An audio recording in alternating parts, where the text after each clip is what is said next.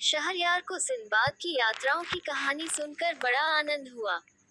उसने शहरजाद से और कहानी सुनाने को कहा।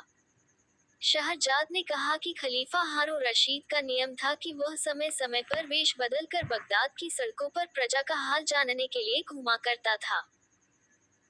एक रोज उसने अपने मंत्री जाफर से कहा कि आज रात में वेश बदल कर घूमूंगा। अगर देखूंगा कि कोई पहरे वाला अपने कार्य को छोड़कर सो रहा है तो उसे नौकरी से निकाल दूंगा और मुस्तैद आदमियों को पारितोषिक दूंगा। मंत्री नियत समय पर जासूसों के सरदार मसरूर के साथ खलीफा के पास आया और वे तीनों साधारण नागरिकों के वेश में बगदाद में निकल पड़े।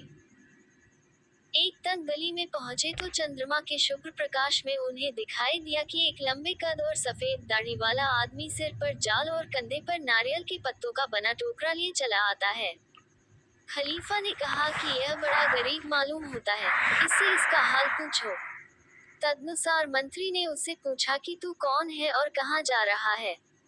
उसने कहा, मैं अभागा एक निर्धन मछुआरा हूँ। आज दोपहर को मछली पकड़ने गया था किंतु शाम तक मेरे हाथ एक भी मछली न लगी। मैं अब खाली हाथ घर जा रहा हूँ। घर पर मेरी स्त्री और कई बच्चे हैं। मैं चक्कर में हूँ कि उन्हें आज खाने को क्या दूंगा। खलीफा को उस पर दया आई।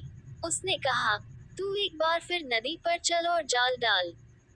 तेरे जाल में कुछ आए या न आए मैं तुझे 400 सिक्के दूंगा और जो कुछ तेरे जाल में आएगा ले लूंगा।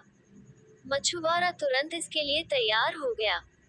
उसने सोचा कि मेरा सौभाग्य ही है कि ऐसे भले आदमी मिले, यह मेरे साथ धोखा करने वाले तो मालूम नहीं होते।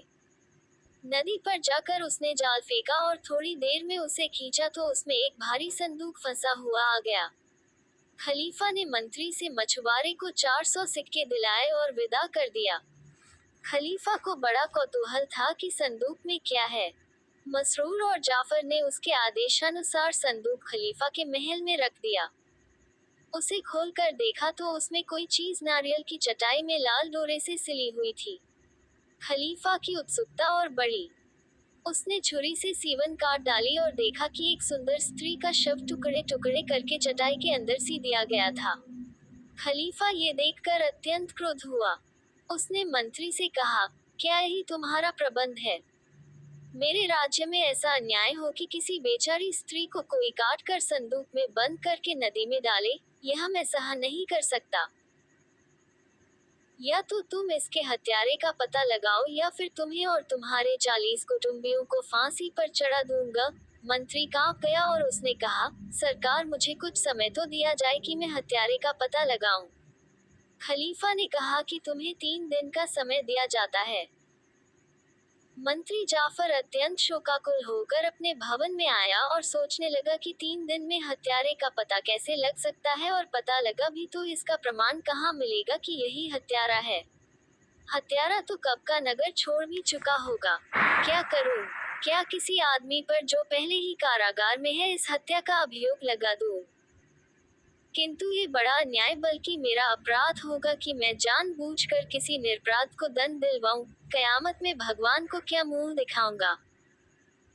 मंत्री ने सारे सिपाहियों, हवलदारों को आज्ञा दी कि स्त्री के हत्यारे की 3 दिन में खोज करो वरना मैं मारा जाऊंगा और मेरे साथ मेरे कुटुंब के 40 व्यक्ति भी फांसी पाएंगे। वे बेचारे 3 दिन तक घर घर जाकर हत्यारे की खोज करते रहे किंतु हत्यारे का कहीं पता न चला। 3 दिन बीत जाने पर खलीफा के आदेश पर जल्लाद जाफर और उसके 40 कुटुंबियों को पकड़ कर ले आया और खलीफा के सामने हाजिर कर दिया। खलीफा का क्रोध अभी शांत नहीं हुआ था। उसने आज्ञा दी कि सबको फांसी दे दो। जल्लाद के निर्देशन में फांसी की 41 टिकटियां खड़ी कर दी गईं। नगर में मुनादी करवाई गई कि खलीफा के आदेश से मंत्री जाफर और उसके 40 कुटुंबियों को फांसी दी जाएगी। जो आकर देखना चाहता है देख ले। सारे नगर में यह मालूम हो गया कि किस अपराध पर मंत्री और उसके कुटुंबी फांसी पर चढ़ाए जा रहे हैं। कुछ समय के बाद मंत्री और उसके 40 कुटुंबियों को टिकटियों के नीचे लाया गया और उनकी गर्दनों में रस्सी के फंदे डाल दिए गए। वहां पर बड़ी भारी भीड़ जमा हो गई। बगदाद के निवासी मंत्री को उसके शील और न्यायप्रियता के कारण बहुत चाहते थे। उन्हें उसकी मृत्यु पर बहुत शोक हो रहा था। सैकड़ों लोग उसकी गर्दन में फंदा पड़ा देखकर रोने लगे। इस पर भी खलीफा का इतना रोब था कि किसी का साहस मंत्री के मृत्यु दंड का विरोध करने का नहीं पड़ रहा था। जब जल्लाद और उसके अधीनस्थ लोग फांसियों की रस्सियां खींचने को तैयार हुए तो भीड़ में से एक अत्यंत रूपवान युवक बाहर आया और बोला, मंत्री और उसके परिवार वालों को छोड़ दिया जाए। स्त्री का हत्यारा मैं हूँ, मुझे पकड़ लिया जाए। मंत्री को अपनी प्राण रक्षा की खुशी भी थी, किंतु युवक की तरुणाई देखकर उसकी भावी मृत्यु से दुख भी हो रहा था। इतने में एक लंबे चौड़े डील डोल वाला बूढ़ा आदमी भी निकल कर बोला, यह जवान झूठ बोलता है। इसने स्त्री को नहीं मारा, उसे मैंने मारा है, मुझे दंड दो। फिर उस बूढ़े ने जवान आदमी से कहा कि बेटे, तू क्यों इस हत्या की जिम्मेदारी ले रहा है? मैं तो बहुत दिन संसार में रह लिया हूँ, मुझे फांसी चढ़ने दे। लेकिन जवान आदमी बात पर डटा रहा कि यह बुजुर्गवार झूठी बातें कहते हैं, उस स्त्री को मैंने ही मारा है।